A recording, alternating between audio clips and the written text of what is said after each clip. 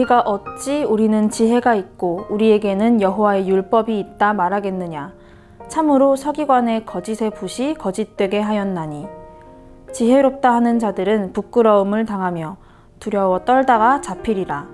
보라, 그들이 여호와의 말을 버렸으니 그들에게 무슨 지혜가 있으랴.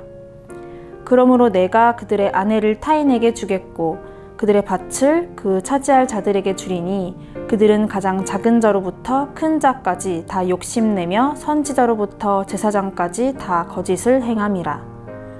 그들이 딸 내 백성의 상처를 가볍게 여기면서 말하기를 평강하다, 평강하다 하나 평강이 없도다. 그들이 가증한 일을 행할 때에 부끄러워하였느냐? 아니라. 조금도 부끄러워하지 않을 뿐 아니라 얼굴도 붉어지지 아니하였느니라. 그러므로 그들이 엎드러질 자와 함께 엎드러질 것이라. 내가 그들을 벌할 때에 그들이 거꾸러지리라. 여호와의 말씀이니라. 샬롬! 오늘도 어김없이 주님의 말씀을 발의 등이요 길의 빛으로 고백하며 성경을 묵상하러 나오신 여러분을 예수 그리스도의 이름으로 축복합니다. 오늘 묵상할 말씀은 매일 성경 7월 23일 본문 예레미야서 8장 8절부터 12절입니다. 예레미야서를 묵상하면서 공통적으로 발견하고 있는 부분이 있습니다. 그것은 바로 하나님의 징계 그리고 사랑입니다. 자녀를 키워본 부모나 아이들을 가르쳐본 경험이 있는 분들이라면 누구나 훈육이라는 것을 해보셨을 겁니다. 아이가 잘못을 했을 때, 학생이 어긋난 길을 갈 때 그냥 방임하는 것은 결코 옳은 태도가 아니라는 사실을 잘 아실 겁니다. 잘못을 보았을 때 사랑으로 기도하되 필요할 때는 그를 위해 징계할 수 있어야 합니다. 그것이 진정한 사랑인 것입니다. 누군가를 사랑하게 될 때 비로소 그 사람이 가진 사랑의 방식을 이해할 수 있습니다. 자녀와 학생들이 징계를 받을 때 왜 나의 부모와 스승이 혼내고 징계할 수밖에 없는지를 안다면 오히려 감사하는 마음을 갖게 될 것입니다. 예레미야서를 읽어보면 이스라엘을 향해 경고하시고 징계를 내리시는 하나님의 마음을 느낄 수 있습니다. 자녀를 향한 징계의 이면에 담긴 하나님의 사랑을 진정으로 깨달았다면 그들은 거짓과 우상숭배의 죄를 버리고 하나님 앞에 돌아갔을 것입니다. 안타까운 것은 많은 이들이 하나님의 그 사랑을 뒤늦게 깨닫고 후회한다는 사실입니다. 모세는 이스라엘을 향하여 이렇게 당부했습니다. 너는 마음을 다하고 뜻을 다하고 힘을 다하여 내 하나님 여호와를 사랑하라. 하나님을 우리의 모든 것 다해 사랑할 때에만 하나님께서 인도하시는 우리의 삶에 진정으로 감사하며 그 복을 누릴 수 있습니다. 여러분은 하나님을 사랑하시는 줄 믿습니다. 그러면 성도님들은 어떻게 하나님께 대한 사랑을 표현하고 계십니까? 저는 우리 모두가 힘을 다하여 하나님의 말씀에 순종해야 한다고 생각합니다. 하나님께서는 자기 백성들이 율법, 즉 하나님의 말씀을 따라 살기를 원하셨습니다. 하나님의 그 마음은 그때나 지금이나 동일합니다. 그러므로 하나님을 사랑한다고 고백하는 모든 성도의 삶에는 말씀에 순종하는 태도와 그 열매가 있어야 하는 줄 믿습니다. 오늘 본문을 읽어보면 이스라엘의 몇 가지 죄악을 언급하고 있습니다. 먼저 본문 8절에 의하면 유다 백성들이 스스로 우리에게 지혜가 있고 여호와의 율법이 있다고 생각했다는 것을 알 수 있습니다. 하지만 그 중심을 보시는 하나님은 그들이 여호와의 말을 버렸다, 지혜가 없다고 단호히 못 박으셨습니다. 그들이 가진 율법은 거짓 서기관들이 자신의 입맛에 맞게 바꾼 거짓된 율법이었습니다. 그 거짓된 율법을 지켜봤자 하나님은 기뻐하지 않으셨고 그들의 예배를 받지 않으셨습니다. 여호와를 경외하는 것이 지식의 근본이기에 하나님을 경외하는 마음으로 말씀을 바르게 해석하고 따르는 것이 참된 지혜를 얻는 유일한 방법입니다. 그 참 지혜를 사모하는 마음으로 예배하고 말씀을 묵상할 때 하나님께서 우리의 마음과 태도를 기뻐 받으십니다.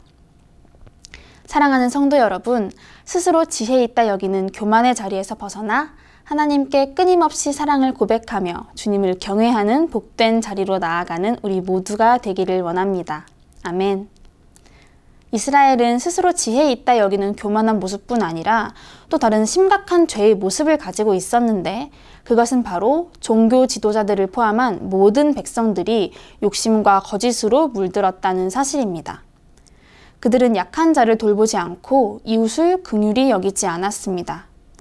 백성들에게 필요한 말을 하지 않고 그들의 눈을 가렸습니다. 그러고도 부끄러운 줄 모르고 살았습니다. 욕심과 거짓으로 가득 찬 삶의 끝에는 하나님의 징계가 있습니다. 12절 말씀입니다. 그들이 가증한 일을 행할 때에 부끄러워하였느냐? 아니라 조금도 부끄러워하지 않을 뿐 아니라 얼굴도 붉어지지 아니하였느니라. 그러므로 그들이 엎드러질 자와 함께 엎드러질 것이라. 내가 그들을 벌할 때에 그들이 거꾸러지리라. 여호와의 말씀이니라. 하나님은 그들의 소유를 빼앗고 벌하시겠다고 말씀하십니다.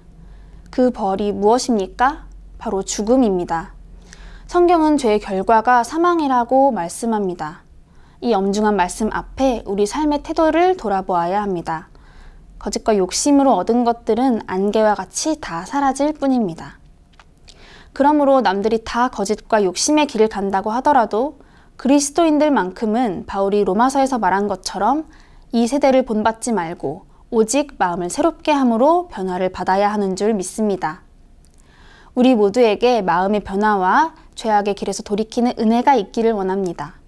엄중한 말씀 속에 담긴 주님의 마음을 깊이 경험하길 원합니다. 돌아오라는 주님의 큰 음성이 내 귀에 생생하게 들리기 바랍니다. 그 말씀이 깨달아진다면 우리는 당장 하나님 앞에 용서를 구하러 나아가게 됩니다. 하나님이 어떤 분이십니까? 자기가 사랑하시는 자를 징계하시고 그가 받아들이시는 아들마다 채찍질하는 분이십니다. 하나님께서는 유다 백성의 죄악 때문에 그들을 벌할 것이라고 말씀하셨습니다. 그러나 이 벌의 더 궁극적인 이유는 하나님께서 유다 백성들을 너무나 사랑하시기 때문임을 우리는 이 말씀을 통해 알 수 있습니다. 징계는 그들이 하나님의 은혜를 기억하고 죄에서 돌아서서 회개하도록 하시는 하나님의 긍휼의 또 다른 모습인 것입니다. 고집, 회개하지 않는 마음을 가지고 계속해서 살아가는 것은 하나님의 심판날 받을 진노를 계속해서 쌓아가는 것과 같다고 로마서 2장 4절과 5절은 말씀합니다. 사랑하는 성도 여러분, 평생의 삶에 하나님의 진노를 쌓는 인생이 아닌 하나님 앞에 정결하게 드려지는 인생 되기를 소원합니다. 예수 그리스도를 내어주신 하나님의 그 사랑에 감격하며 죄악을 멀리하게 되는 은혜가 가득하시기를 축복합니다. 죄악의 길에 놓여 고통 중에 있는 분들이 계시다면 하나님의 마음을 기억합시다. 그리고 우리에게 복 주기 원하셔서 무서운 징계까지도 아끼지 아니하시는 하늘 아버지의 사랑 의지하며 살아갑시다. 돌이켜 회개하는 것이 가장 큰 복임을 믿고 날마다 하나님의 풍성한 사랑을 경험하는 복된 성도, 모든 교회 되시기를 예수님의 이름으로 축복합니다. 기도하겠습니다. 하나님 아버지, 감사합니다. 하나님께 있는 참된 지혜를 사모하게 하시니 감사합니다. 오늘 이 시간 우리가 말씀을 바로 알고 바르게 행하기를 원합니다. 우리가 잘못된 길로 가고 있을 때 지체하지 않고 주님께 돌아가기 원합니다. 우리에게 베풀어 주시는 긍휼에 감사하며 죄를 회개합니다. 기뻐하시는 대로 행하는 성숙한 믿음 가진 자 되기로 결단하고 우리의 마음과 삶을 드리니 기뻐 받아 주시옵소서. 감사드리며 살아계신 예수 그리스도 이름으로 기도드렸습니다. 아멘.